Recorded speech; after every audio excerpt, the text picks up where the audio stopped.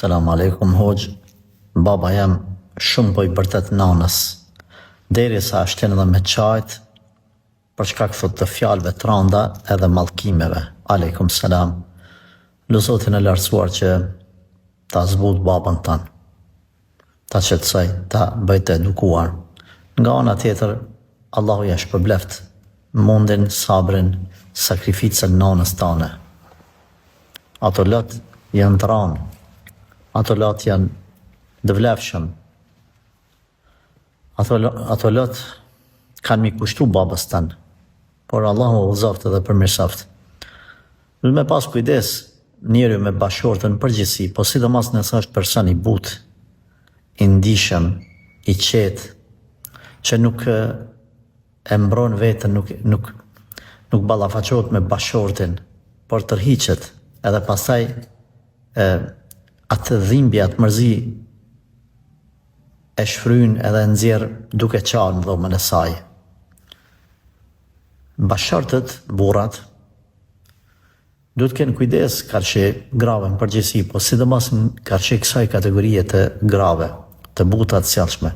Nuk duhet me i keq përdor butësinë e tyne, sjelljen e mirë, thjeshtësinë, edhe tashun çka po bëj, po e mallkoj gruan, nam i madh. Andaj e këshilloj babën tanë edhe çdo burr i cili është në të njëjtën lojë dhe në të njëjtin gabim, aman për hir të Allahut azza wa jall, keni kujdes, i keni marrë amanet vajzat e huaja, ose mani qysh ju ka hije, ose mos i mani hiç. Me kohë, nëse nuk të ka pëlqyer ajo grua, o kon tash me shkurorzu. E jo të jetën me hongër shpirtin. Ani, ke bo mirë që e ke majtë, së pas ka pëlqyer e ke majtë me gjitha ta. Po jo tash me anëzirë 10 fish. E ke majtë, maje që është ka hije. Wallahi gjuna është. Wallahi gjuna. Prandaj, i bajthirit gjithë këtyre bashkëshortëve që i kanë gratë e sjellshme, të mos bëjnë ma gabimet të tilla.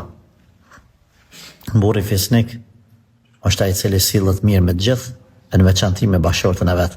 Pejgamberi alayhi salatu wassalam e ka lidh mirësinë e një mashkulli me mirësjelljen ndaj familjes vet. Thot Rasulullah sallallahu alaihi wasallam, më i mirë prej jush është ai që sillet mas miri me familjen e vet. Nuk ka hije mu me dalë dhe mu sjell me njerëzit poshtë nalt, rrugëve mirë, kur unë shpita me jem lam. Kjo është haram, kjo është munafiklëk. Allah na përmirësoft.